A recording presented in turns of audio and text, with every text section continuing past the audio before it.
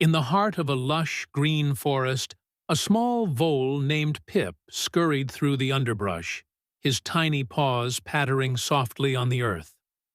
The sun was starting to dip behind the trees, casting long shadows across the forest floor.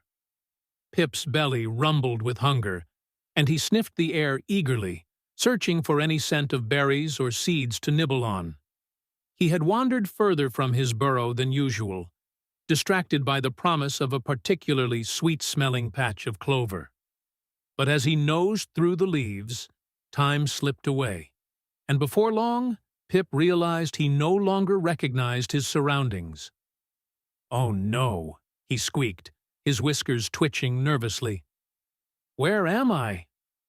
The forest, which had seemed so warm and inviting just moments before, now felt vast and unfamiliar. The trees loomed above him, their branches creaking in the breeze, and the fading light made the shadows stretch even longer. Panic bubbled in Pip's chest as he scurried in circles, trying to find a familiar landmark, but every path looked the same. As if things couldn't get worse, dark clouds gathered above, and a low rumble of thunder echoed through the trees. Raindrops began to fall, softly at first, then more heavily, pattering against the leaves and turning the ground slick with mud. Pip's fur was quickly soaked, and a shiver ran down his small body. "I need to find shelter," he muttered to himself, his paws sinking into the damp earth.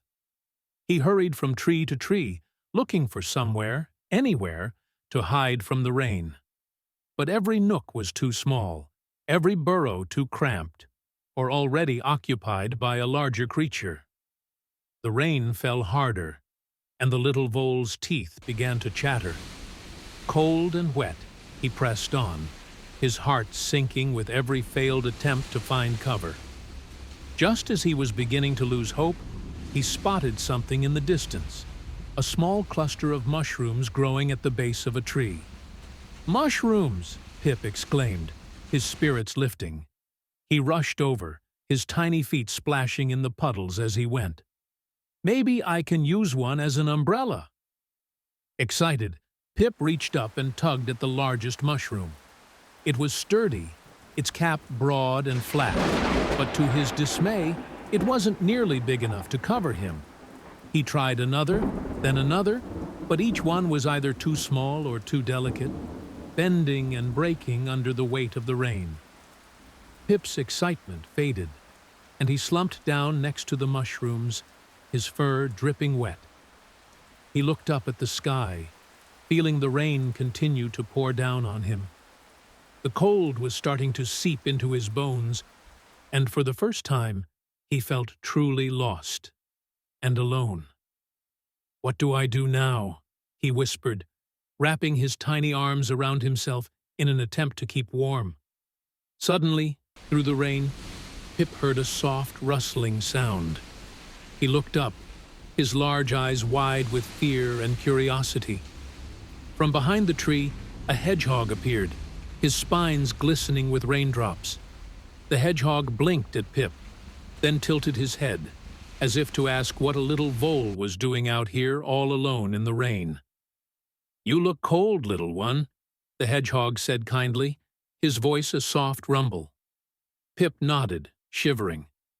"I got lost looking for food," he admitted, "and now I can't find shelter from the rain."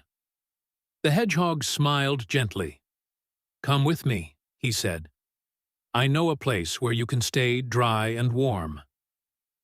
With a grateful heart, Pip followed the hedgehog, who led him to a hollow log nestled beneath a thick canopy of leaves.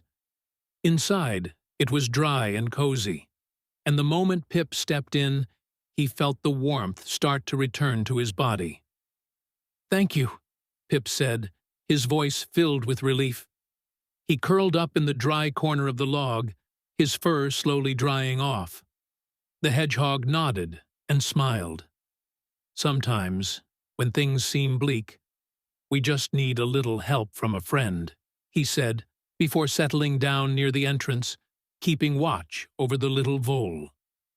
As the rain continued to fall outside, Pip felt a wave of gratitude wash over him.